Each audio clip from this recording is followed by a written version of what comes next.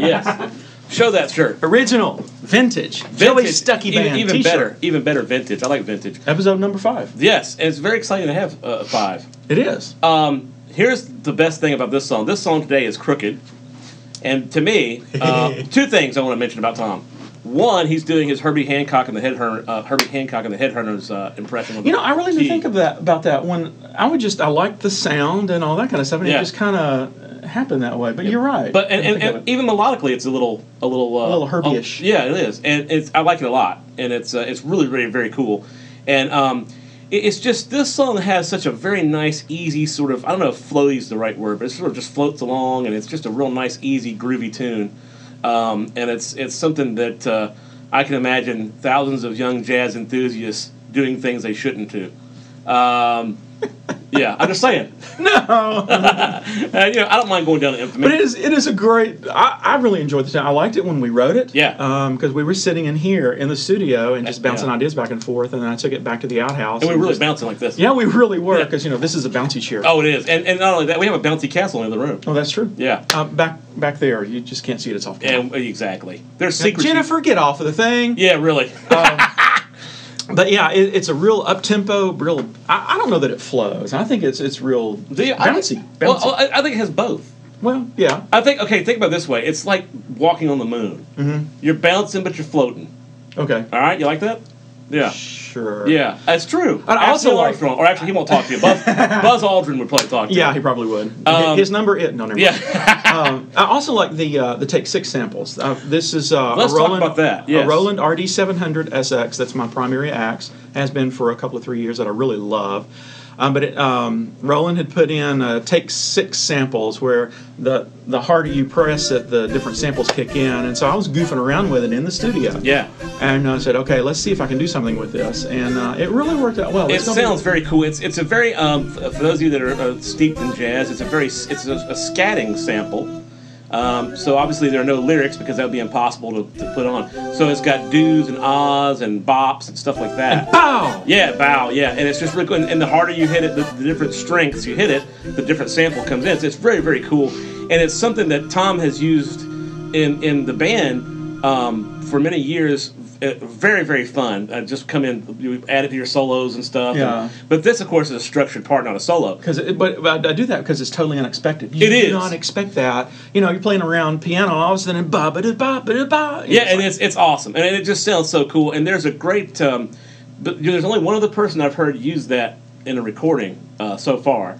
And that was... I don't know who the guy's name is, but there's a James Carter album, who's a fantastic sax player, who his keyboard player pulls that out in the middle of one of his solos. Oh, cool. And I've never heard anybody else do it besides you two guys. But here's the way I want to really make fun of Tom. And I make fun of him in a loving way, like his wife does. Well, hers is not so loving. Okay, the song's name is Crooked. Yeah, it's called Crooked. Because when we wrote you're going to tell him yourself. Well, you're going to tell the stinger. Because I was thinking Straight No Chaser.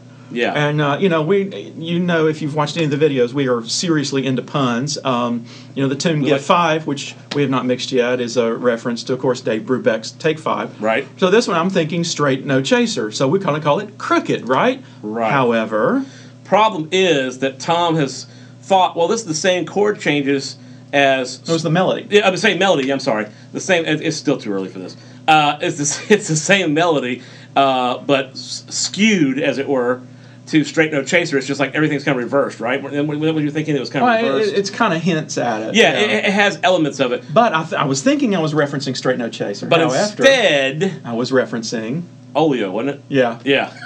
Holy Crisco, Batman. Yeah. Whoa. Scary. In the wrong hands, that could be a dangerous thing. Yes, this is true. Yeah, so that's what it is. I mean, he was thinking the wrong song. And I have to say, one of my other dearest friends, Monty Cole, who teaches at Mercer with me. And plays flute on another track. Yeah, he does. He actually on Give 5. That's true. And I've nicknamed him Dr. Flutalicious. So please, if you meet him, that's... Dr. Flutalicious. That's what you want to call him. That's at Mercer University. That's right. Macon, Georgia. He's in the music building. His office phone number... No. But anyway, he one night we were playing a gig, and I don't know what it is with Oleo, but he said, hey, let's play Oprah Vav. And all of a sudden, he started playing the melody of Oleo. I'm like, what are you doing?